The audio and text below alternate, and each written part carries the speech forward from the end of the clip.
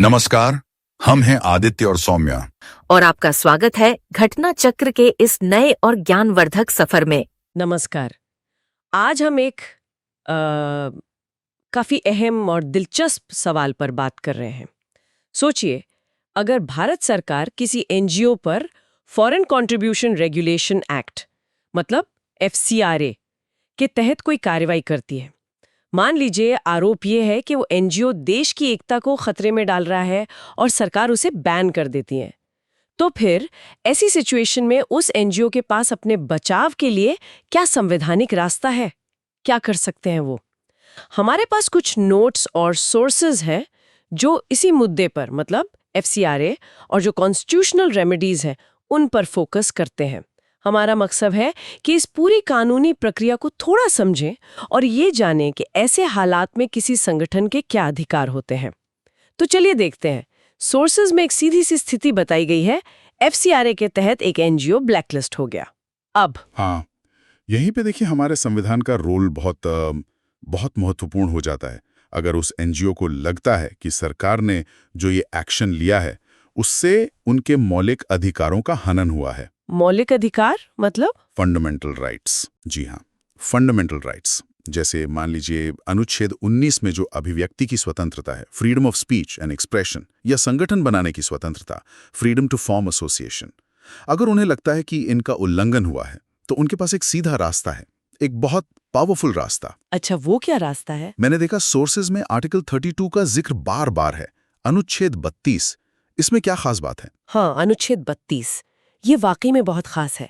Doctor Ambedkar ने इसे संविधान की आत्मा और हृदय कहा था। आत्मा और हृदय क्यों? इसे आत्मा शायद इसलिए कहा क्योंकि ये किसी भी व्यक्ति या संस्था को, जैसे इस केस में एनजीओ को, ये अधिकार देता है कि अगर उनके मौलिक अधिकारों का हनन हुआ है तो वो सीधे सुप्रीम कोर्ट जा सकते हैं।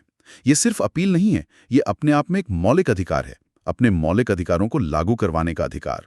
और सुप्रीम कोर्ट को ये जिम्मेदारी दी गई है। इसे रिट याचिका कहते हैं। रिट याचिका? हाँ।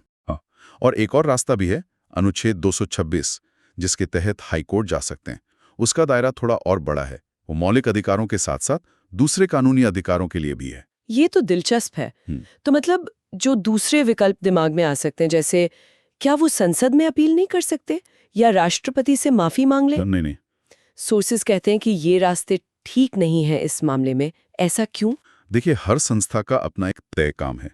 संसद का काम कानून बनाना है, वो कोर्ट की तरफ बैठकर न्यायिक समीक्षा नहीं करती। और राष्ट्रपति की जो क्षमादान शक्ति है वो आर्टिकल 72 में है, वो तो क्रिमिनल केस में सजा माफी के लिए है। उसका एफसीआरए रजिस्ट्रेशन रद्द होने जैसी एडमिनिस्ट्रेटिव कार्रवाई से कोई लेना देना नहीं है। अच्छा। और रही बात नीति निदेशक तत्वों की, डीएसपी, वो तो सरकार के लिए गाइडलाइंस हैं, वो कोर्ट में एनफोर्सेबल नहीं है। तो मौलिक अधिकारों के हनन के लिए असल में कोर्ट का रास्ता ही है, और अनुच्छेद 32 सीधा सुप्रीम कोर्ट का रास्ता खोलता है। यहाँ एक और बात ध्यान देने वाली है। सोर्सेज ये भी बताते हैं कि होम मिनिस्ट्री यानी गृह मंत्रालय किन वजहों से एफसीआरए रजिस्ट्रेशन कैंसिल कर सकता है। जैसे अगर कोई एनजीओ सामाजिक सद्भाव बिगाड़ने का काम करे या फिर जबरन धर्म परिवर्तन कराने में शामिल हो। ये बातें हमें असल दुनिया के कुछ मामलों की याद दिलाती हैं। जैसे एमनेस्टी इंटरनेशनल का केस था भारत में, वो भी एफसीआरए से ही जुड़ा था। बिल्कुल। और यहाँ देखिए ये कितना पेचीदा मामला है। सरकार को एक तरफ विदेशी फंडिंग को रेगुलेट करना है, देखना है कि उसका गलत इस्तेमाल ना हो, एफसीआरए इसी के लिए है, और ये होम मिनिस्ट्री के अंडर आता है। और दूसरी तरफ संविधान ने जो मौलिक अधिकार दिए हैं उनकी रक्षा भी करनी है। ये एक बहुत महीन संतुलन साधने वाली बात है। हाँ, ये संतुलन साधना तो मुश्किल लगता होगा। बिल्कुल। और एफसीआरए उल्लंघन के नतीजे सिविल भी हो सकते हैं और क्रिमिनल भी। और जो रजिस्ट्रेशन रद्द करने के आधार हैं, जैसे राष्ट्रीय हित, सार्वजनिक व्यवस्था, देश की एकता और अखंडता, ये शब्द काफी व्यापक है। राष्ट्रीय हित का मतलब क्या है, ये तो बहस का मुद्दा बन सकता है। सही कहा। इनकी व्याख्या अलग अलग हो सकती है, और इसी वजह से अक्सर इन मामलों में संवैधानिक उपचारों का यानी कोर्ट का दरवाजा खटखटाया जाता है। तो अगर हम सब बातों को समेटें तो इसका मतलब क्या निकलता है?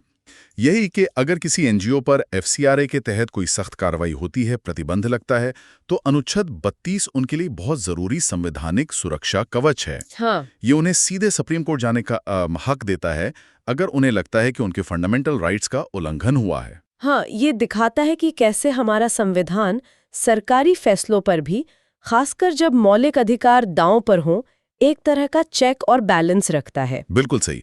और अगर इसे हम थोड़ी और बड़ी पिक्चर में देखें तो ये इस बात पर जोर देता है कि हमारा जो संवैधानिक ढांचा है वो कितना मजबूत है।